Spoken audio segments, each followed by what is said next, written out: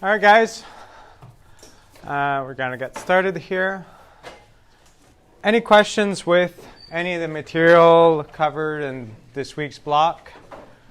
Yeah? Can we go over short-term and long-term elasticity? Because I couldn't grasp that. Okay, perfect. So short-term versus long-term. Okay.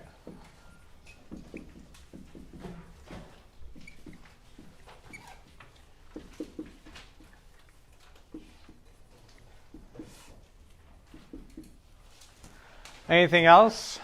So I'll answer that a little bit later. I just want to see if there's any other questions.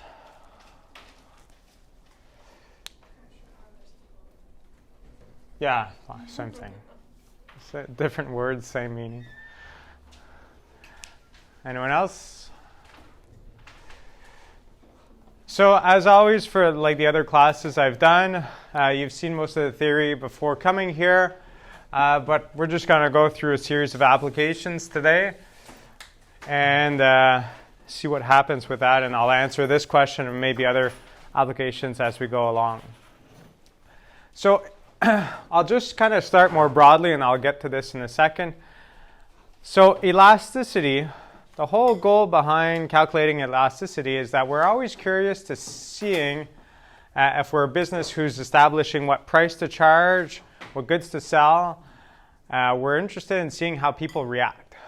And early on this morning, I was teaching environmental economics, and in that class, we're always trying to develop certain types of government policies that could have a goal, an environmental goal in mind. So it could be like carbon taxes to reduce greenhouse gas emissions. It could be a tax or a charge on plastic products to reduce the use of plastic products.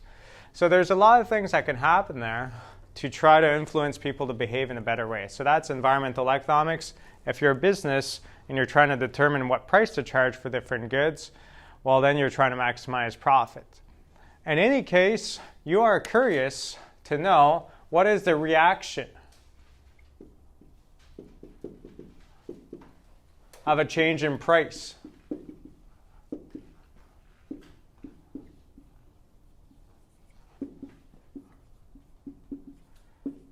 Okay, you want to know whether people will act really strongly and go like, you've increased the price by so many %, we're not buying your product anymore. Or whether the people will be like, you've increased the price, we're unhappy with you, but we're still going to buy your product. Okay, that's a totally different reaction. So if I think about a business who's contemplating increasing their price because their production costs have increased, so if I think about a manufacturer making wood siding for houses, well, wood has gone up in prices in this COVID time, so we could have a situation where they're interested in increasing their prices because their production costs are higher. But if they do so, they want to know what kind of reaction to expect from people based on this. So what is the reaction of something to something else? So typically, this story starts with a change in price. So the triangle always represents a change in, just a lazy way of writing it. And it leads to a certain change in quantity. Most times we're going to be talking about quantity demanded, but it could also be quantity supplied if we are talking about price elasticity of supply. So in this case here, if you're a business, let's say you're Maybach, who produces wood siding, you can ask yourself, well, if we increase prices by 10%, what's going to be the impact on sales? If sales drop by 30%, that's a big reaction. Like a lot of your sales has fallen because you've increased the price. If sales only go down by 1%, that's a very small reaction. So here I'm just kind of throwing numbers out there and saying like big or small reaction. But in essence, in this chapter, we kind of quantify that reaction. We will measure it. And that's when we calculate the price elasticity of demand or the other elasticities, we're getting a number. So then that makes it easier to compare, because otherwise if I tell you a story and I say, oh, there was a strong reaction, well, maybe to you 10% drop in sales was a strong reaction, whereas to me a strong reaction starts at 25%. So it could be very subjective. But if you calculate price elasticity of demand and the other elasticities, well, then you get a figure, a number. And once you get a number, well, then you're getting all the subjective out, and you're getting to be very objective about it. So you want to quantify this relationship. If I'm Mabec, the wood siding company, and I'm increasing my price, I hope that the reaction will be very small. A very small reaction to a change in price. That is my hope, because otherwise I wouldn't increase my price by 10% if I think sales will drop by 30%. I'm going to be worse off. I'm better off taking the hit, making a smaller profit margin, but keeping my sales high, than accepting to having such a lower amount of sales just because I had to increase my prices. If I think about it, so that's from a business perspective. If I think about it from a public policy perspective, the whole idea of carbon taxes or a charge on plastic or other kind of products that we want to limit its use, well, if there's a change in price and there's no impact on the consumption, well, then you're kind of wondering, well, is this policy actually useful? Is it really relevant? Should we really increase the price of gasoline from $1 to $1.50 at the fuel pump if no one changes their behavior? All that's going to do is everyone that has a gas-powered car becomes less well off, loses money, has to spend more money to drive around. And people like myself who have an electric car, well, then us were advantaged by this policy in a certain way. But some people are getting hurt. If it's not satisfying the goal of reducing greenhouse gas emissions or reducing another pollutant, well, what's really the use? So we have to evaluate this relationship. And when we evaluate this relationship, if we focus right now just on the first elasticity that's covered in this chapter, is price elasticity of demand, what we're trying to evaluate is whether the demand curve is relatively flat or whether the demand curve is very steep.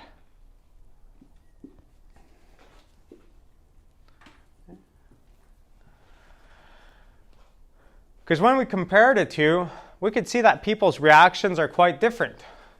Let's say I start at this price here, and I'll assume that both graphs are scaled the same way. So this price of, let's say, $10 for this good leads to this amount of consumption here and this amount of consumption there, or quantity demanded, if that is a price that is being supplied at market exchange. So I'm ignoring the supply curve for an instant here, but you could imagine that there is a supply curve over here.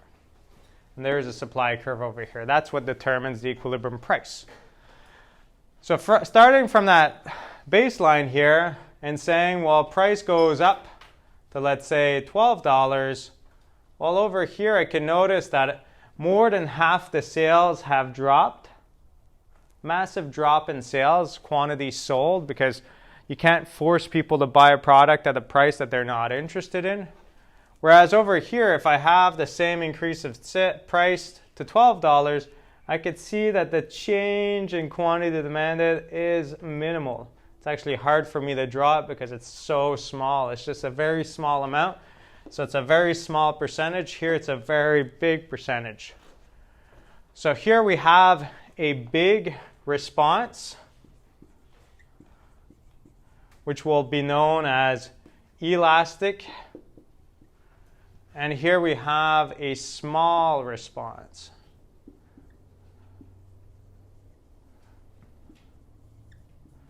Inelastic. The way I remember this, I've taught it for a long time, so I know it well as well, but like the way I could kind of see this is imagine kind of like you're trying to measure the degree of elasticity of an elastic band or any other material out there. Well, if it's something you could pull on and then it kind of changes shape drastically, it responds a lot to these kind of forces. Whereas if you pull on like a metal rod, when you release it, there's not much change that's going on. It pretty much keeps its shape. It's inelastic. There's no response. So if I'm pulling on a metal rod, practically no response. If I'm pulling on an elastic band, big response. If you ever buy climbing ropes in your life, you'd see that there is an elasticity rating on climbing ropes. And it has a certain purpose behind it. Well, here we're talking about an elasticity rating in terms of the response on quantity demanded to a change in price. That's what we're trying to evaluate here. Okay? Any questions with regards to this? So coming back to the idea of Maybeck or a policy perspective, well, Maybeck would like to be in this category here, where it could increase its price and it's going to have a very small impact on quantity demanded. But in reality, it might be in this category here. You do not choose what category you're in.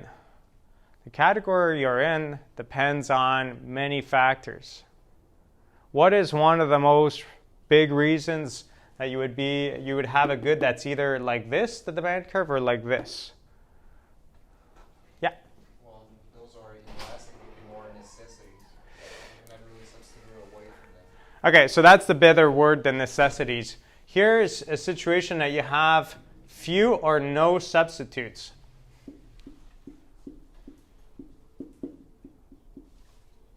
Yeah, because I could think that toilet paper is a necessity, but toilet paper from a specific brand is not a necessity. You know, like I could substitute away. If one brand decides to increase their price, if there's substitutes, I'm more like this. But if there's no substitutes available, I'm like this. And here's a situation where we have substitutes available.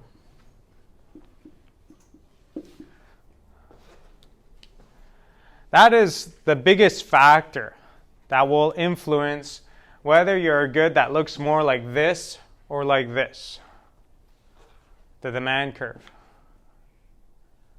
Like I go back to my example, and that's the discussion we had the other week in these COVID times. I talked about the idea that over this period, last class, that 2x4s, plywood, and other types of construction lumber have doubled in price over the last 6 months. Well, that's a lot due to the fact that those products don't really have many substitutes. You ask a carpenter who's building your house, hey, 2x4s are more expensive now, could you put something else instead? And they'll look at you funny and go like, what do you have in mind? Like, there's not many common things that those trades are used to working with to make interior walls that they'll simply choose something else.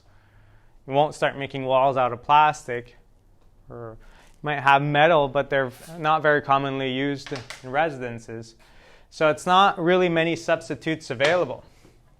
So even though the price doubled, the quantity demanded didn't really change. If we just look at it on a quantity demanded, there's other things that happen to supply, and we talked about this last class. But overall, we could see a very small response. In my argument for saying that maybe some of the brands like Maybeck produce wood siding might not increase their price too much is that in siding materials, well, you're competing against metals, you're competing against different forms of plastics and other kind of brick and everything else. And if all of those aren't affected by increases in production costs in these times of a pandemic, and they don't change their price, and you change your price, well, as soon as relative prices change, we know that it's going to induce people to consume differently. Maybe not everyone, but there's definitely going to be some substitution that happens because there's substitutes available. So that it's more likely to have a shape like this. Okay. What goods out there have few or no substitutes? Give me an example. There's one really classic one, but what examples come to mind? Yeah? In Canada, at least like the telephone networks.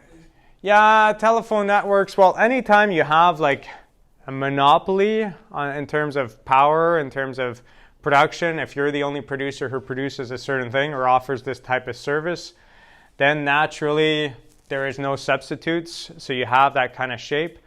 In Canada, telephone networks have some monopoly power, but there's still some level of competition. So I'm not sure if Videotron or one specific like Bell or Rogers wanted to increase their price, that nothing would change. They'd probably go to another competitor.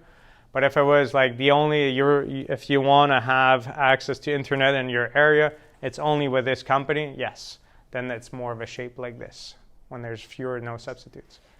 Yeah? Hydro? Is it a similar situation? Yeah, it's the same thing. Like, it's a natural monopoly in Quebec, so it's yeah, you wouldn't have many substitutes. Like you could have different options, but they're very limited. So yes, we're more at the mercy of what they charge. Anything else? Yeah. Gasoline. Gasoline's the classic one for me.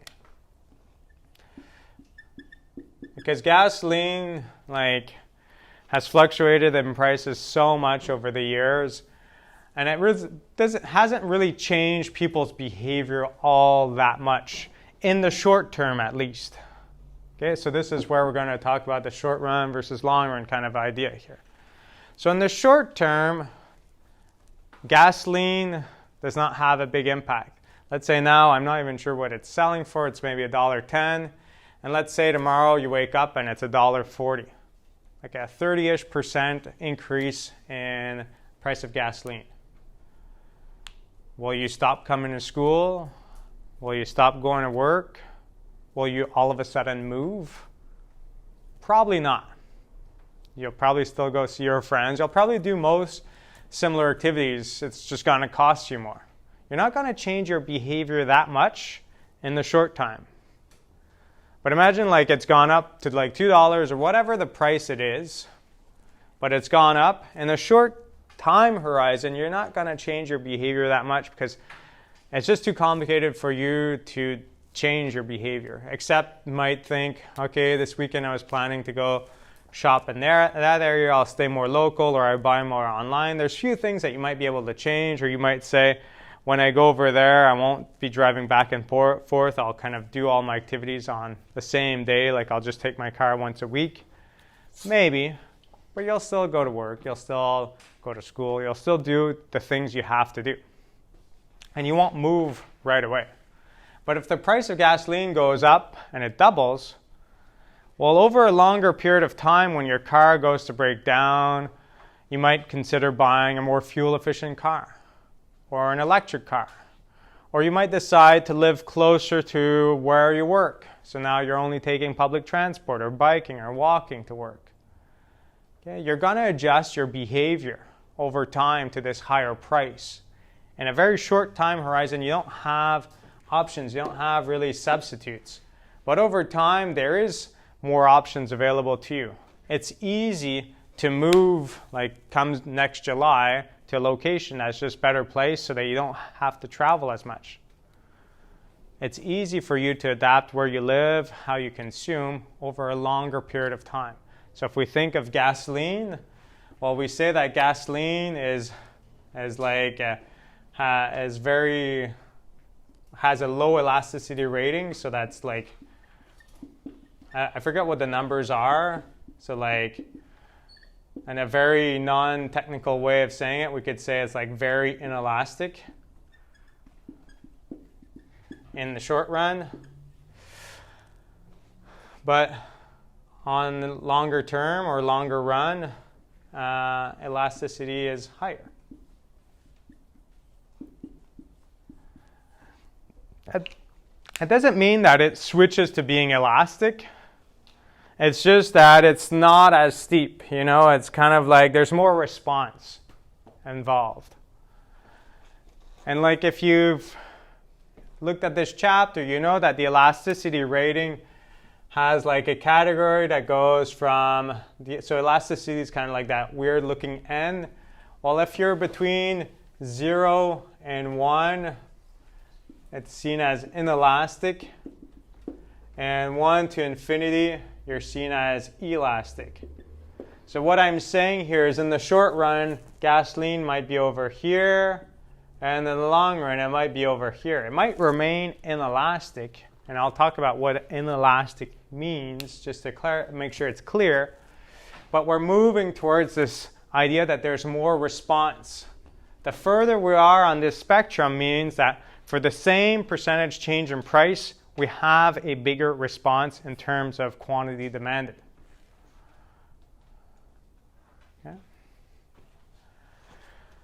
Okay. Does that answer your question? Yeah. So the big thing with elasticity is that sooner or later you're going to have to calculate it, one of the elasticities. And it's always going to have the same kind of process of calculating any of the four. It's always a form of elasticity, and it's always a percentage change of something over a percentage change of something else.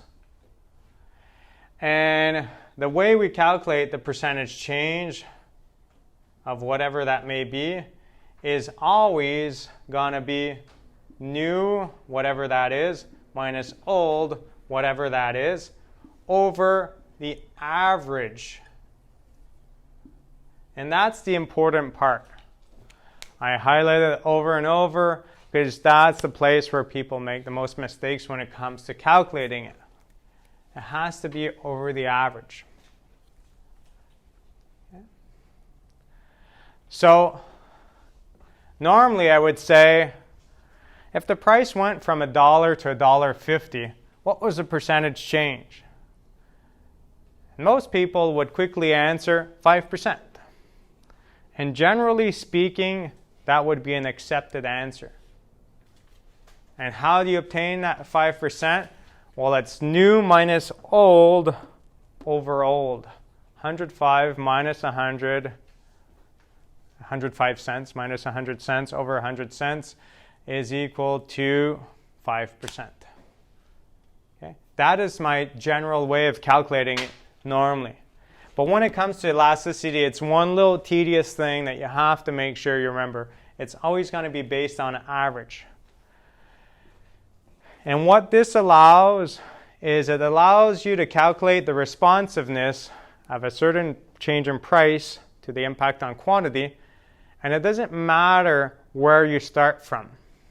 What I mean by this is if I said instead of going from a price of $1 to $1.05, I go from $1.05 to $1, well, all of a sudden, here my old would be $1.05, my new would be $1. My difference is still only 5 cents. But my old would be $1.05 now. So I would no longer have 5%, I'd have a different number. So it would make an impact which side I come from. But by using the average, it doesn't matter whether you start from $1.05 or $1. So on an exam question or a quiz question, you might see at some point this idea of like this new producer is producing, like an example I give is like hoverboards or whatever it may be, and he's trying to determine what price to charge. And he's hesitating between these two prices. And on this price, this is the quantity expected to be sold or purchased, and at this price, it's this quantity. What is the price elasticity of demand? If you're asking yourself, well, which of these quantities is new and old, it's because you're used to doing that old way of calculating percentage change, which is new minus old over the old. But if you use the average, you don't really care. You're looking at the difference and you're dividing it by the average. Yeah. In your videos, you talked about the negative number that can resolve. So what if it was like new price was 80 cents, but old price was $1.20? You would have a negative number. Does that matter? No. I'll get to that in a second, but that's a very good question to ask.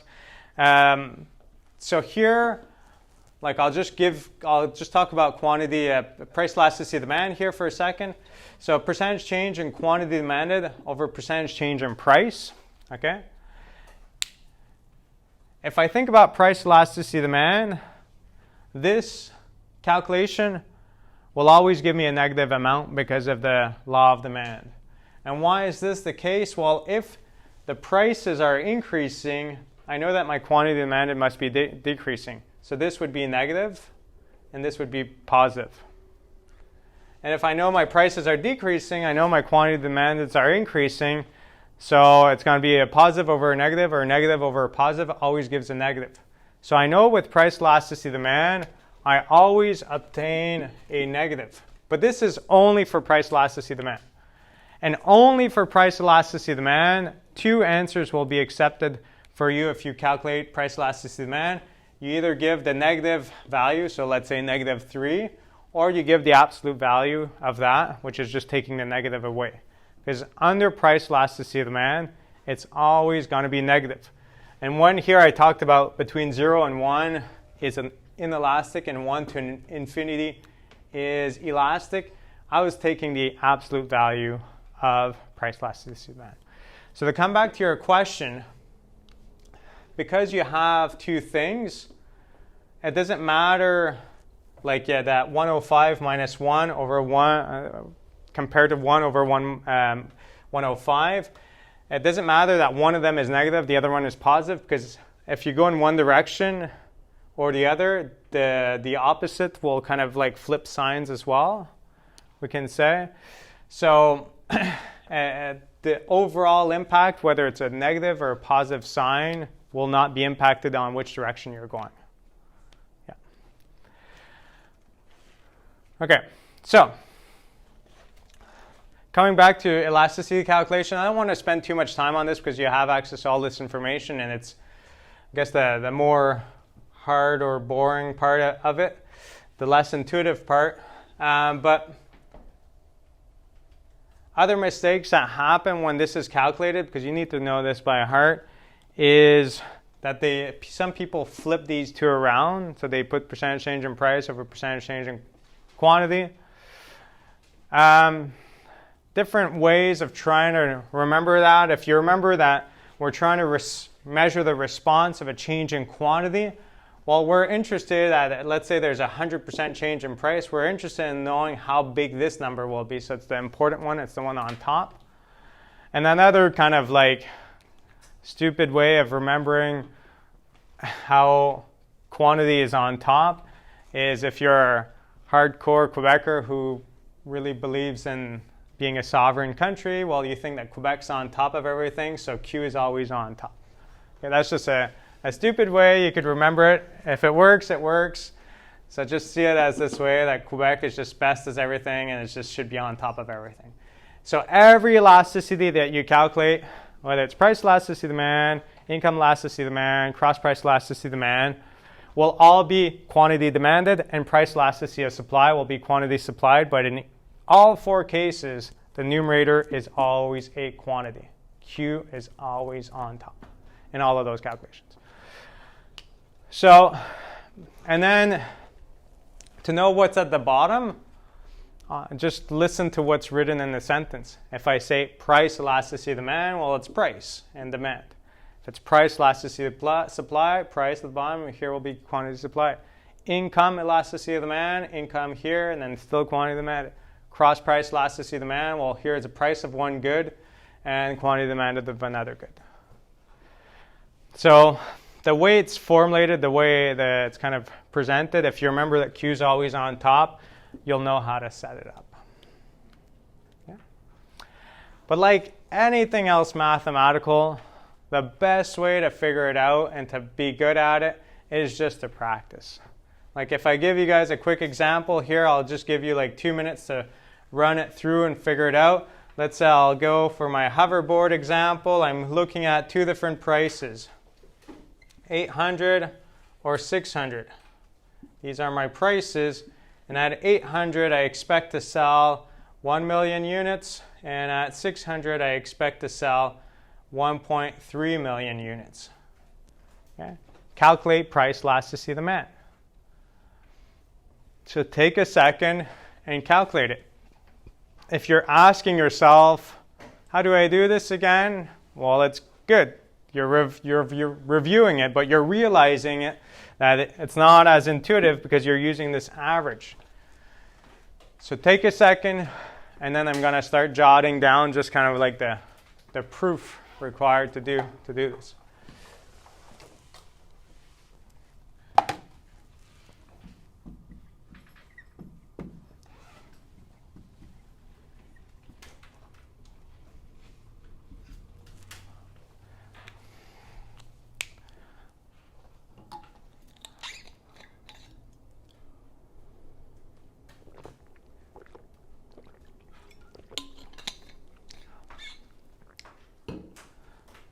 If you have any questions as you're trying it, let me know.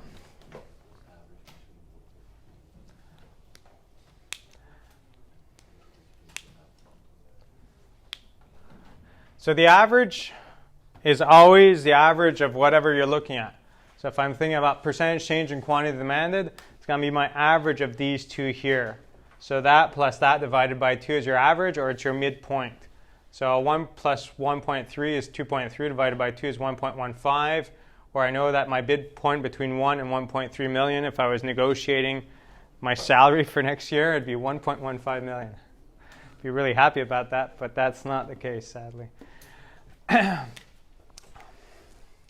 So as I mentioned, you could try it with either one is new or old, but make sure that whatever one you use as new and old has to have the same thing for the other good. What I mean here is if I put 1.3 minus 1.1, 1 over 1.515, I need to make sure that if I use 1.3 here as the first number in my numerator, I need to use 600 as the first number here, minus 800 over 700. Okay?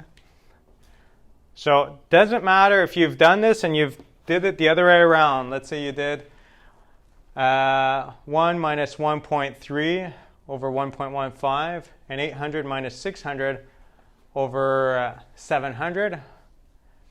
The end result will be the same. Okay. I'll give you guys a bit more time and then we'll calculate this. I'll just jot it down.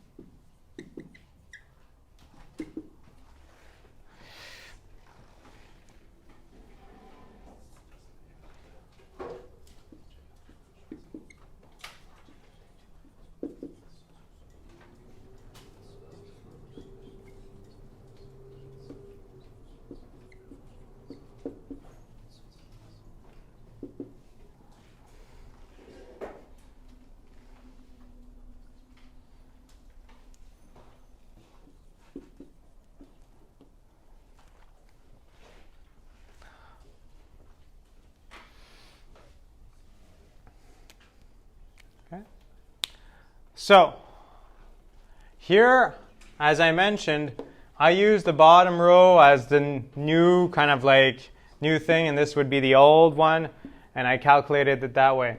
But if you did 1 minus 1.3 over 1.15, you would have gotten minus 0.26. And over here, you would have done 800 minus 600 over 700. You would have gotten 0.2857 instead of negative 0.2857. But at the end of the day, because it's the same numbers that we're using as a numerator and denominator, other than we have a negative sign here or here, the end result, which I missed out here, is a negative number of 0.91. In the case of price elasticity demand, if you screwed up on that and you forgot to kind of have it in the same sequence of like which one's new and which one's old, which one I put first in the equation or second, and you obtain like a positive number, because we take the absolute value and I accept both, the intuition's the same. You got a number that's between 0 and 1. So if I asked you to classify it, you would say this is an inelastic good. Inelastic meaning that it has a response that is on the weak side of things. And what we mean by a response on the weak side of things, well, what is our baseline? What makes that threshold between a good that doesn't respond too much to a change in price to one that responds a lot? Well, this threshold here, where elasticity is equal to 1, implies that the percentage change in quantity demanded is equal to the percentage change in price. So if I increase my price by 10%, I get a drop in quantity demanded of 10%. That is unit elasticity of demand. It's a one-to-one. It's a percentage to percentage, equal percentage change. You increase your price by 20%, you'll have a 20% drop in quantity demanded. That is my kind of threshold between the two categories. So I know that if I have an inelastic product, I know that if I have a 10% increase in price, it has to be below 10% change in quantity demanded. So if I were to give you 4 numbers of elasticity, you guys have a question? You're good? Yeah. Okay. If you have a question, just ask me. I'll be happy to help.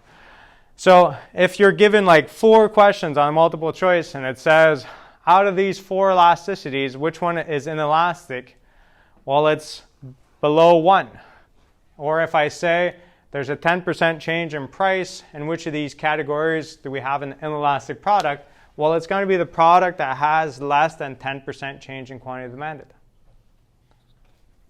Obviously, the further we are close to 0, the less response we have.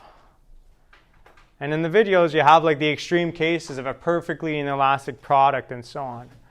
But here, we're interested in knowing which category you are in, and then the number kind of tells you to what extent you're very, very responsive or less responsive.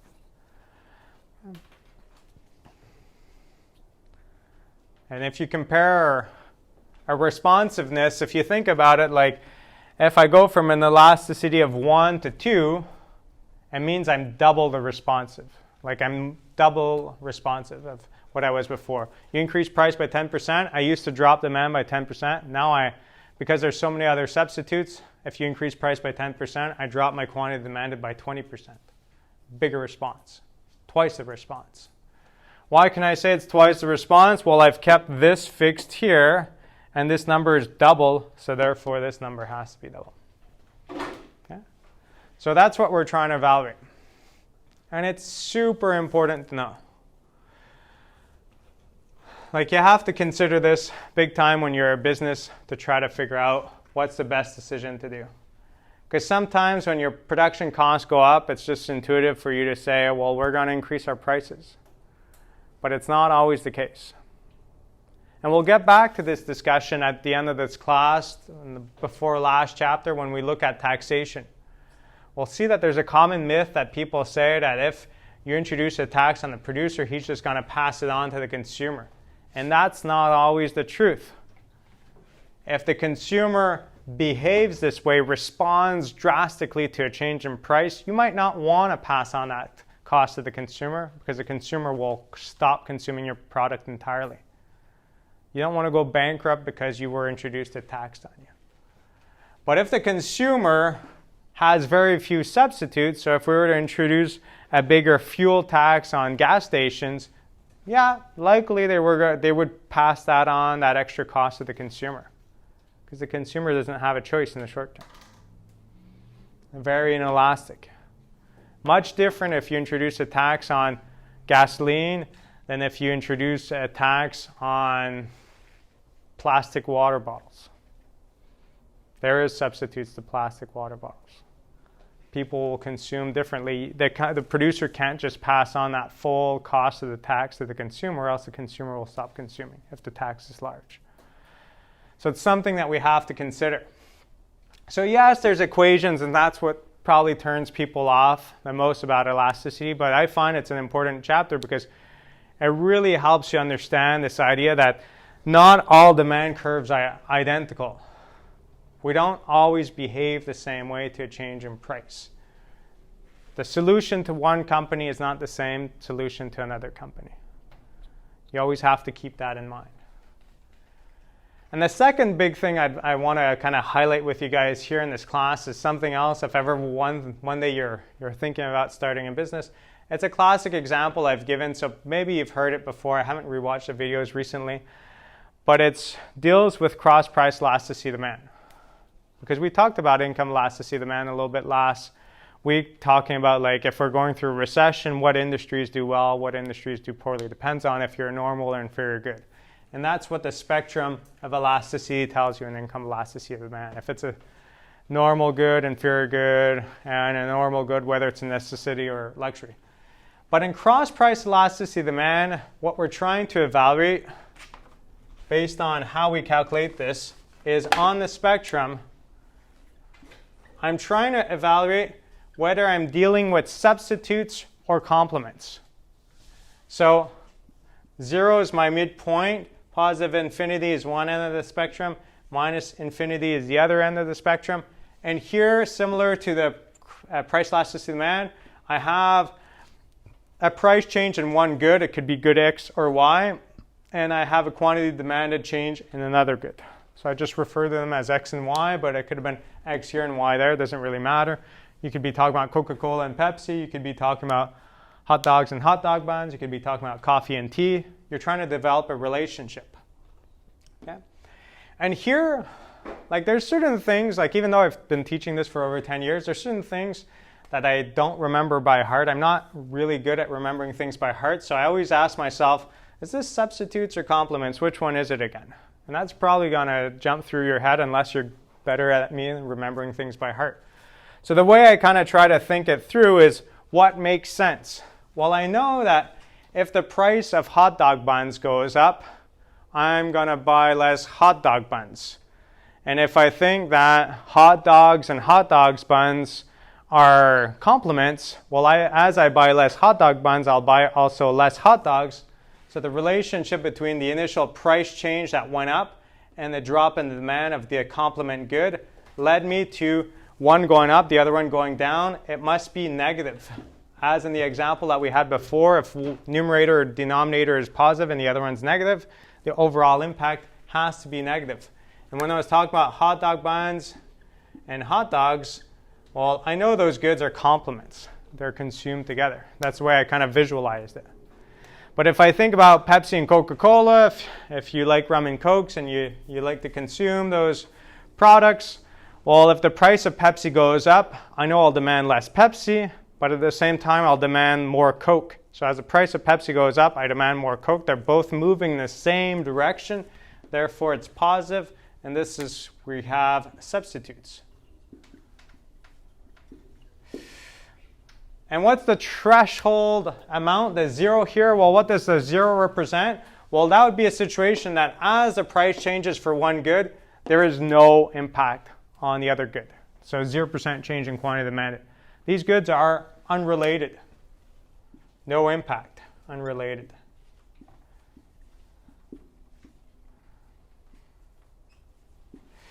So once again, if you're close to this threshold, very like here, there's no relation. And the furthest you are away, the more you're kind of like always consumed together, or like pure substitutes that you're never consumed together. Like if you think of gasoline from Petro-Canada to gasoline from Shell, well, they're perfect substitutes. Like you won't mix both of them in your fuel tank unless you really like how they react together. Like it's not really, and you won't mix like Pepsi and Coca-Cola in your rum and Coke. Like it's not a common thing unless you run out of one and you bought only the other one. It's not something you'll do. Yeah? So depending on the number you get, will tell you the relationship that you have here. And a typical exam question I ask along these lines, if ever there's a long answer question that deals with elasticity, it could deal with the other elasticities, but if it deals with this one, it could be about like the coffee and tea example, or it could be another one. And in those examples, I want you to make sure to calculate it out if there's a number to be calculated. And then based on the number you obtain, try to think about a story that makes sense. So we'll go through one now, and we'll see how that works. For you guys, here we're talking about at a coffee shop. My classic example at a coffee shop is coffee and tea. But I'll give you guys another example just to switch it up. Let's say you go to the bar, and I ask you, what do you think is the relationship between beer and wine at a bar? Do you think they're substitutes, or do you think they're complements? Tell me which one you think. And this question, actually, there's no wrong answer. I just want you guys to understand how both answers can work. It's the explanation that I'm more interested in, just hearing like substitutes or complements. What do you guys think? Typically, people would say substitutes because, like, if you increase the price of beer, well, you might end up drinking wine instead. Okay, and that's fair. So if you think about that, you could think that it's either one or the other, and it makes sense. Like normally, you don't drink both of them together. Like you're not there with your glass of wine and your IPA and just sipping at one and then sipping at the other. It's like it's not really a good combination. It's not something that people usually do. However, as in the coffee and tea example, I would argue that they could also be seen as complements. And this is the less intuitive of the examples. So if you heard my coffee and tea example, you could adapt it to the wine and beer example. But why in coffee and tea, or why in wine and beer can I think that at a bar or at a coffee shop these goods can be seen as complements? Yeah? Well, this might be a little far-fetched, but as you drink more, you'll get a little looser with your money. No, okay, so it has to apply to both coffee and tea. So it's not as you're more caffeinated, you become looser with your money. That doesn't work either. Yeah? I know that, like, some, especially if you go out to a restaurant, so maybe, okay, actually, can I think of coffee too? Like, after you eat or something, you'll have coffee after. And then if one person has coffee, someone else might have tea or stale. It's possible. Some of those explanations can work. I'm looking for another example that I think is more. It just happens more often, more frequent. Yeah.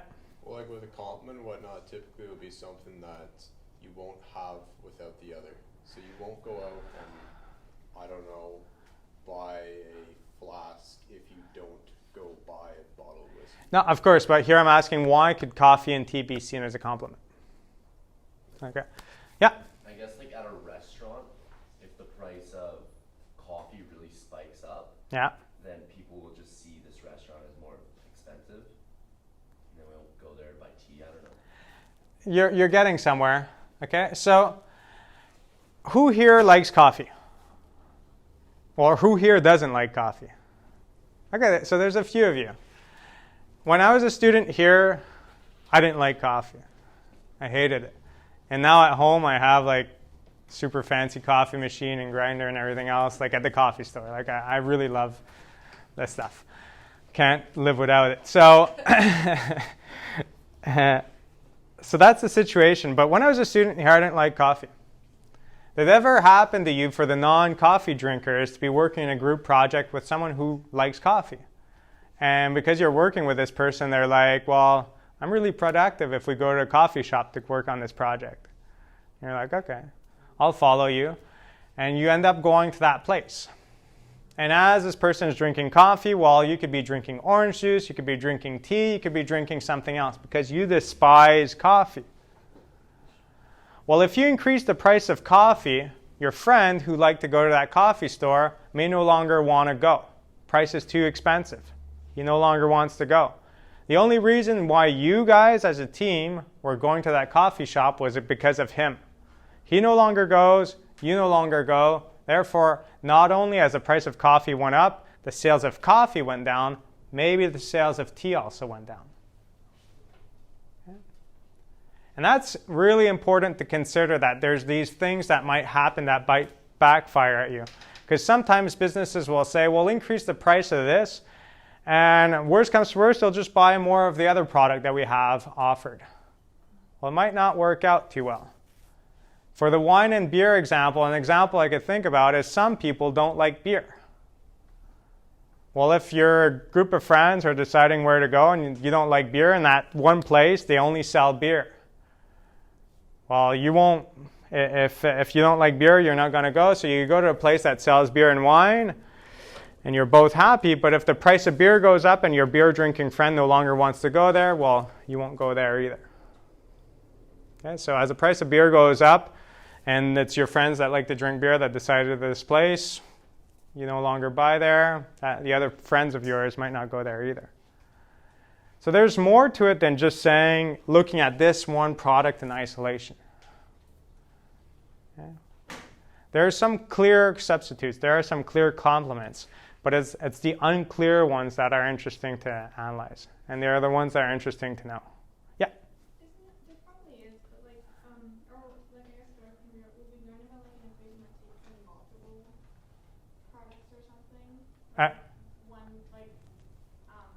not just two products, but if one price of product goes up, how will it affect two products? Because how will one product affect another product, and then how will that product affect another product? Yeah, of course, you could have that. In this class, we normally just look at 2 products just to keep it simple. But obviously, in real life, there's many more implications towards it. So it's definitely something to consider. Like when you release a new product, you have to think about like how it might cannibalize other products that you're selling. It might cannibalize another one, which then all the support products of that good also get cannibalized. So there's a bunch of things that you have to consider. It obviously has more of a reaction than just one other product. So in that coffee and tea example, well, I talked about coffee and tea. Well, it also has an impact if these people aren't showing up anymore on sales of sandwiches, sales of muffins, on sales of everything else that they have there. If it's just half empty because the thing that was driving you to that place was good, inexpensive coffee compared to the competitors. So maybe there the coffee is just a little bit better and $1 cheaper per cup for a good latte compared to the competitor. Well, you go there and all of a sudden you're there, you're like, I'm going to have something to eat, even if it's more expensive than elsewhere or the same price. It's kind of like one thing drives you in and then they try to capitalize on everything else. Well, if all of a sudden that thing that drives you in no longer drives you in, it's going to have an impact on all the other things you sell. So it's something you have to consider for sure. It's not just one other good. We keep it simple in the sense that we only look at the impact of one other good at a time, but you could do it for multiple goods. Obviously, as you buy less of one other good, it's going to have an impact on another one, and so on, for sure. Okay. Any other questions or comments? No? So yeah, the big thing in this whole chapter is understanding how things react. And it's always going to be based to a change in price or income is the other category. So how quantities react to a change in price or income. We're just trying to evaluate it. Very important from a business perspective, very important from a policy-oriented perspective. And the big thing in this chapter is all understanding the kind of implications. And naturally, it's one of the chapters that you have to be able to calculate things. And if you think, wow, this is only the beginning of the semester, it's going to get really out of hand mathematically and I'm not good at math, well, rest assured that it's pretty much the only chapter that we have a lot of equations in. So if it's not math's not your thing, well, just buckle down, figure this one out, and then the rest of the semester is we're going more back towards graphs and everything else. There's not that much math involved. But this math you have to know, for sure. There's no questions or comments? Go for it.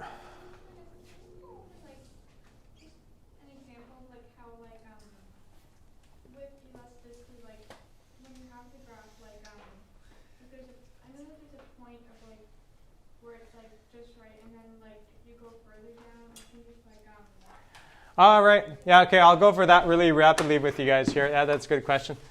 So what elasticity, that's a good point to highlight. What elasticity, if I have a downward sloping demand curve, the elasticity may not be the same at all prices. So that's a good thing to highlight. It's not true that we have a completely inelastic product or a completely elastic product. There's going to be a switch that happens to some extent.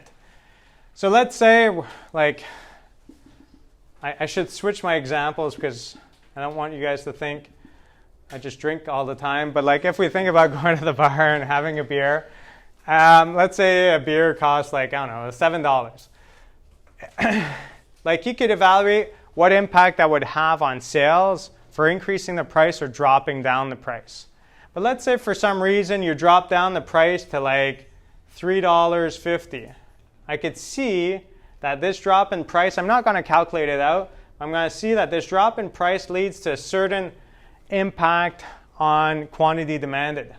And it's pretty large, like I'm not quantifying it here, we're keeping it really quick and simple. But as I go, if I keep on dropping my price in half, okay, 175 and so on and so forth, I could see that my overall impact on sales becomes smaller and smaller and smaller. It's for the same good. And you could expect this. If you're used to seeing the beer selling for like $7 or whatever it may be, and all of a sudden it's $3.50, you might have like a 50, 60, 80, whatever percentage increase in purchases. If it drops down even further, you'll increase it even more. But when I was young, like, there was like these bars that had like $1 beer or 75 cents beer. At that price, like it's pretty much free. Like it's not free, but it's like so inexpensive that you don't really change your consumption that much. Like if you go out to the bar and it says beer is like $1 or 50 cents or 25 cents, you're always dropping the price down by 50%. Normally a 50% drop leads to a big change in consumption, while going from $1 to 50 cents or 50 cents to 25 cents, the change will be very marginal. You're going to consume more, but imagine going out and beer is like 50 cents or it's 25 cents. Like, are you going to really change your consumption that much? Probably not, because for a few dollars you're going to be like completely toasted. So it's that kind of situation that it doesn't really change your behavior that much. So at a certain price that is very low, you become inelastic. Whereas if you were to increase the price, well, the more you increase the price, at one point you're really cutting out on consumption, because even though you're only going from $10 to $11, you might be losing half of your sales, because now people are thinking like, this is absurd how it's expensive. I'm not interested in this anymore. So even though it's only a 10% increase in the price from $10 to $11, you're losing out on a lot of people. So in this range here, it's seen as elastic. And this would be the case for most goods out there. You think of a good that you're interested in buying, like whether it's clothing or anything else, and you go out to the store. If the price goes down to a certain amount, you'll buy more. But at a certain point, if the price goes down, you won't just keep on doubling and tripling in whatever your purchase is. You'll hit a limit. Yeah. How would like a company collect this data? Through market research. Like if you kind of do surveys, or you have like situations where you're kind of just discussing with people, like focus groups and other things like that, through just basic, how do you call it? Like just trial and error. Like have different nights, like have a promo one night, see what happens. Or kind of have a certain price for a certain amount of time and see the impacts. But yeah, through like if ever you guys study a lot in marketing and everything else, like you could get hired by a firm to conduct market research to find like how people react to changes in price for your product, for sure. Yeah, that's something that you could do. Yeah.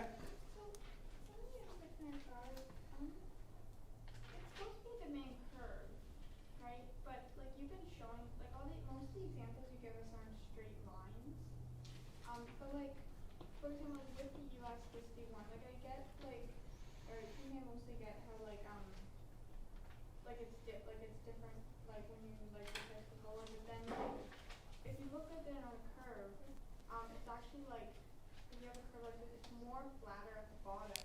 Yeah. So the extreme example that you want to keep a good that has the same elasticity throughout. It has to have this kind of curved shape so that that percentage change in price and percentage change in quantity are always going to be the same. It has to have that kind of shape for that to happen. If you were to calculate it out, you would see it, that with this kind of shape that would happen, whereas a straight line demand curve will move from elastic to inelastic at some point. But if it has that curvature, it is possible to have that percentage change in quantity demand over percentage change in price always give 1. It's a very extreme example. It's just to show kind of a baseline. This is my baseline. If I have something that's steeper, it's going to be inelastic. If I have something that's flatter, it's going to be elastic. Don't worry too much about that graph. Yeah. It's just a baseline scenario. Any other questions? No? All right. Well, cool. I'll see you guys next week. And if you have any one-on-one questions, just come and see me.